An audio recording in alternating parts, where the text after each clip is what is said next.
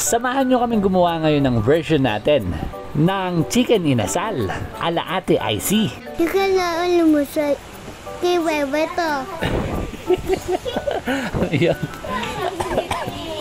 So yan, at meron nga pala tayo narito nabiling isang buong manok.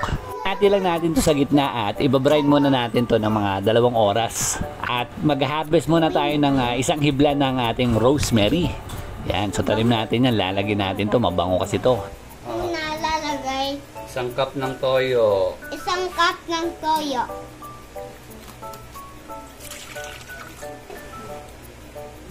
Star anise. Star anise.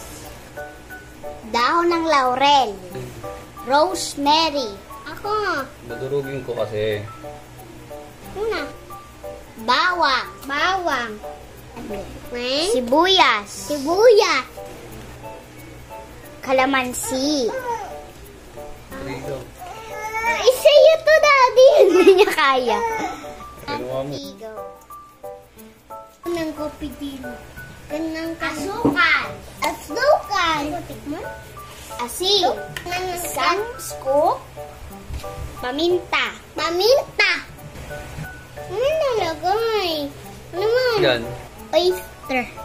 Oh, yan. Sige. Lagay mo. Cayenne pepper. Pepper pala. Paper. Ano yan? Ako nalagay na paper. Ketchup. Ketchup. Banana ketchup. Banana ketchup. Ang dami naman yan. Mix, mix, mix. Mix, mix, mix. So kapag nahalo na natin yung ating mga nilagay na ingredients, ilalagay na rin natin dito yung ating buong manok.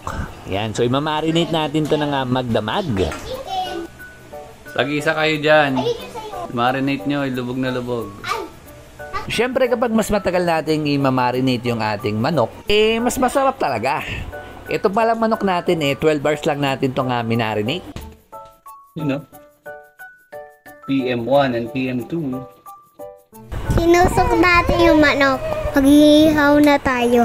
Nagpapaupoy na si Mami ng uling. Nasa school pa si Wewe at si Mami maghihihaw. Bye-bye!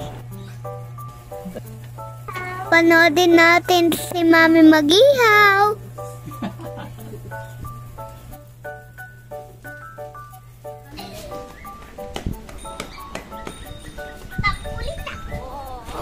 Tingin. Pangatlo ko na. Galing nga. Achiever na naman si Ice. Yung galing oh. So gagawa tayo ng Java rice dito. Ipapartner natin sa pang-inasal. Yan, so nilagyan lang natin to ng atsuete, margarine, turmeric powder. At yan na, laban na yan.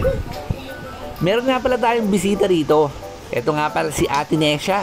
Yan, so tignan natin kung makakarami ng rice to si Ate Nesha. Sayang si Ekel hindi nakasama.